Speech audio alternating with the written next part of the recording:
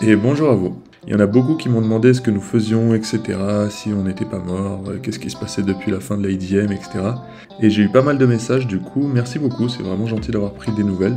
Alors, du coup, ça fait presque un an que j'ai rien posté, je vais vous faire un petit récapitulatif de cette année. En fait, je voulais pas faire des vidéos pour faire des vidéos, parce que j'avais pas non plus énormément de choses intéressantes à raconter, du moins j'avais pas des positive dreams à raconter, donc je me suis abstenu. Mais bon, là ça fait un an, il y en a pas mal qui m'ont demandé des nouvelles, donc je me dis que c'est peut-être le moment de vous en donner.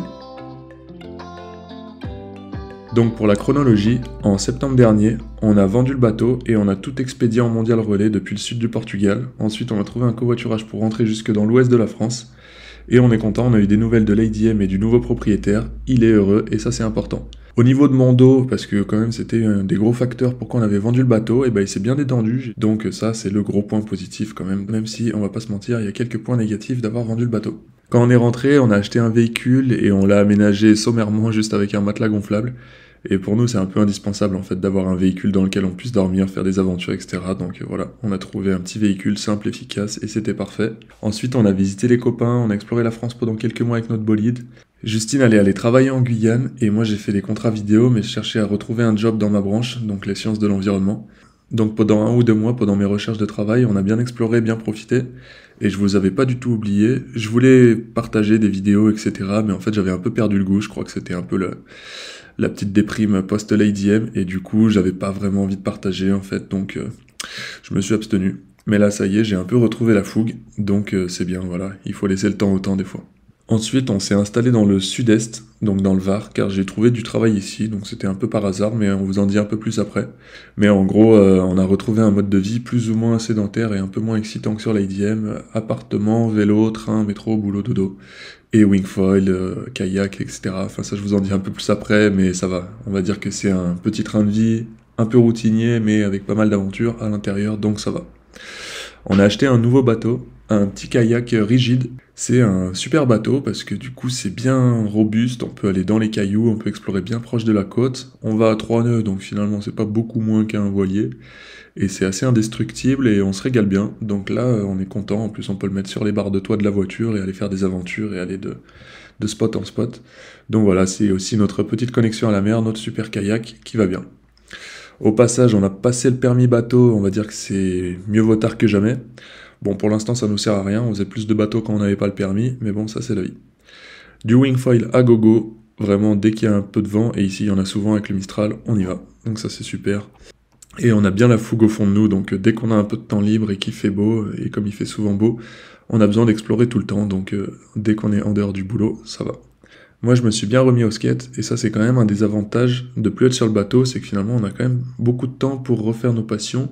De mon côté, moi, j'ai passé mon niveau de plongée, mon premier niveau de plongée, Justine l'avait déjà, et je me suis trouvé une petite passion pour ça, c'est vraiment sympathique. Donc, je faisais pas mal d'apnée, mais là, la plongée, ça ouvre d'autres possibilités. On a aussi testé de faire un petit trip à vélo, ça nous plaît bien, en mode minimaliste. Le seul truc, c'est que c'est compliqué d'emmener les wingfoils, mais ça, c'est une autre histoire. Donc voilà, pour résumer, en gros, on est dans un petit train de vie routinier, mais on est toujours dans l'eau, et la seule chose qui a changé, c'est qu'on n'a plus de bateau à voile. On n'a plus qu'un petit kayak, et on n'habite plus dessus. Enfin bref, il y a quand même pas mal de choses qui ont changé. Donc les gros avantages, c'est qu'il n'y a plus trop de stress. Voilà, normalement, à part un tremblement de terre ou un tsunami, l'appartement ne bouge pas. La région PACA est quand même assez dingue, même si elle a ses inconvénients. Au niveau géographique, elle est vraiment superbe. Donc finalement, on se rend compte que maintenant, on fait beaucoup plus de choses depuis qu'on est à terre, donc pas mal de sports notamment. Et on peut explorer dans les terres sans avoir le stress du bateau qui va déraper au mouillage, etc. Et avant, c'est vrai que notre vie, c'est entre les bricolages, c'était du 100% voilier. Et ça laissait un peu moins de temps pour autre chose, mais en même temps, l'expérience 100% voilier, elle est vraiment magnifique. Donc c'est autre chose, mais c'est vrai qu'avant, le bateau, c'était du 100%, alors que maintenant, c'est un peu plus diversifié, on va dire. Donc les inconvénients d'avoir vendu le bateau, clairement, ça manque un peu de plus avoir de bateau, d'être cette liberté, de pouvoir mettre les voiles.